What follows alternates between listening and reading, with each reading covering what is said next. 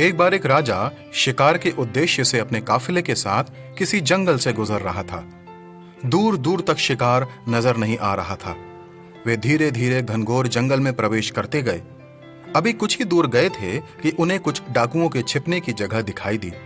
जैसे ही वे उसके पास पहुंचे कि पास के पेड़ पर बैठा तोता बोल पड़ा, पकड़ो पकड़ो, एक राजा आ रहा है। इसके पास बहुत सारा सामान है। लूटो लूटो, जल्दी आओ, इसे लूट लो। तोते की आवाज सुनकर सभी डाकू राजा की ओर दौड़ पड़े। डाकुओं को अपनी ओर आते देखकर राजा और उसके सैनिक दौड़कर भाग खड़े हुए। भागते भागते कोसों दूर निकल गए। सामने एक बड़ा सा पेड़ दिखाई दिया। कुछ देर सुस्ताने के लिए उस पेड़ के पास वे चले गए। जैसे ही पेड़ के पास वे पहुंचे कि उस पेड़ पर बैठा एक तोता बोल पड़ा, आओ राजन, हमारे साधु महात्मा की कुटी में आपका स्वागत है। अंदर आइए, पानी पीजिए और विश्राम कीजिए। तोते की इस बात को सुनकर राजा हैरत में पड़ गया और सोचने लगा कि एक ही जाति के दो प्राणियों का व्यवहार इतना अलग अलग कैसे हो सकता है।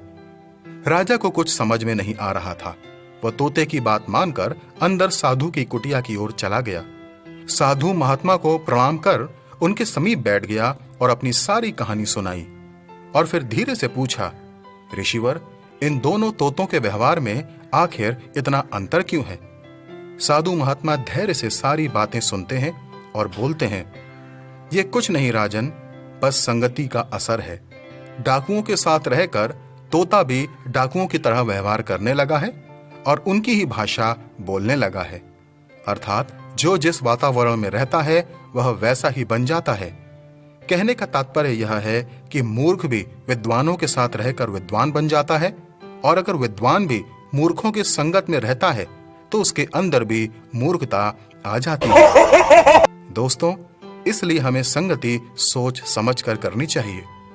बाइबल में लिखा है, धोखा ना खाना, बुरी संगति अच्छे चरित्र को बिगाड़ देती है।